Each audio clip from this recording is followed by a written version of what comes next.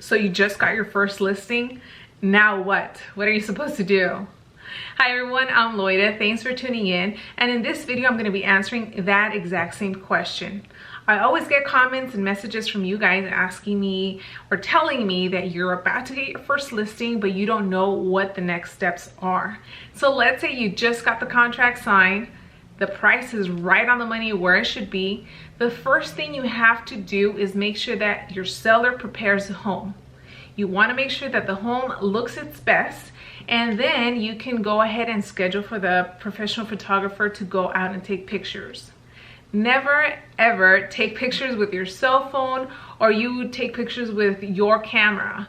Always leave it up to a professional to take pictures because they know exactly how to get the most coverage of a room so that it looks professional, and at the same time they know how to fix it so the lighting and the editing looks like it's straight from a catalog.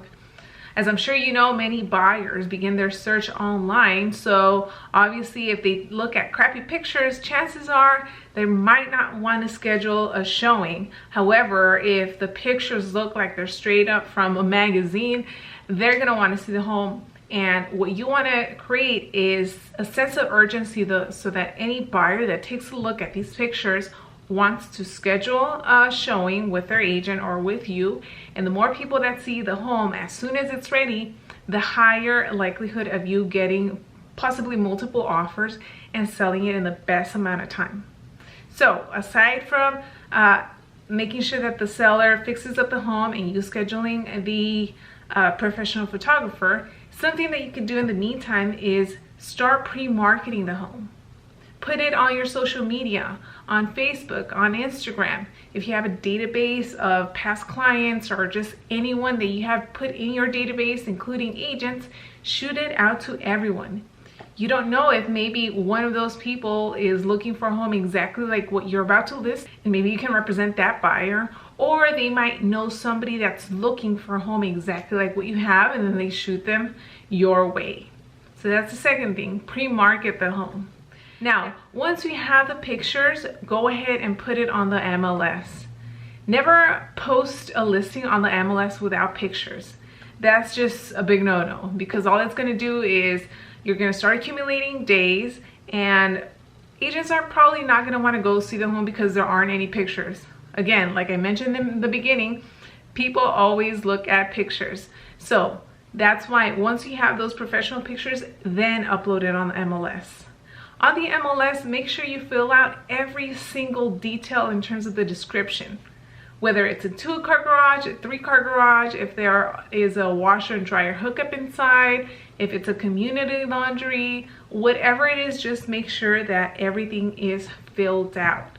And the reason that you want to do that is because on the search engines, if somebody puts that they're looking for minimum a 3-car garage, then your property will pop up.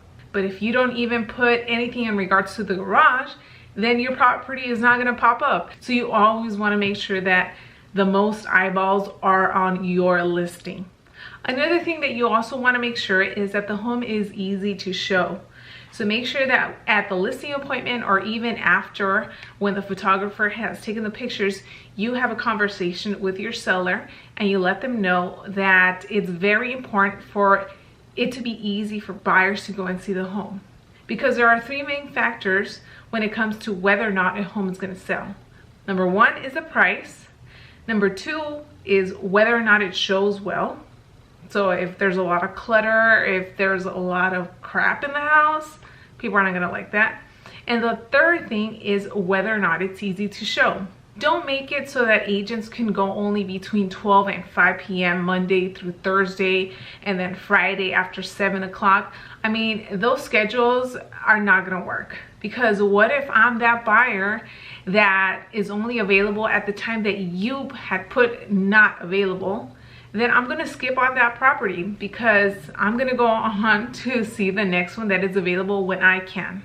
So obviously, the easier it is for an agent to show the property, the better it is for your seller and for you. Because at the end of the day, you want to make sure you sell the home in the best time possible.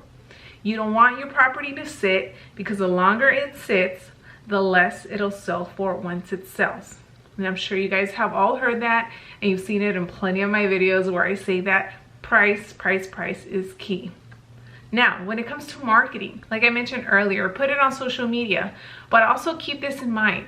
A lot of people, a lot of agents are gonna say, oh, it's all about the marketing. And some sellers are gonna say, well, what are you gonna do for marketing? And here's the thing, a home will sell if it's priced correctly. All the marketing in the world is not gonna sell the home if it's overpriced.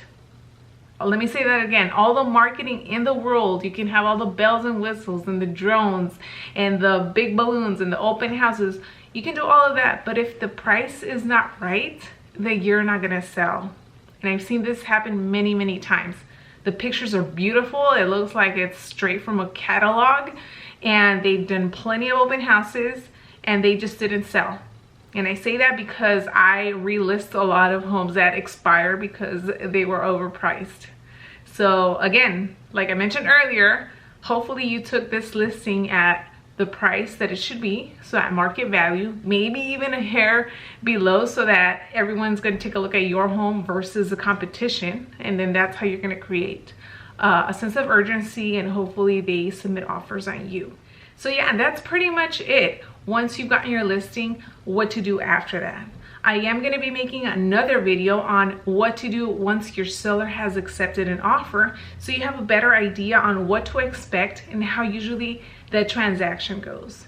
If you learned something from this video, go ahead and give it a thumbs up. Leave me a comment in the comment section, and I'll see you guys on the next one.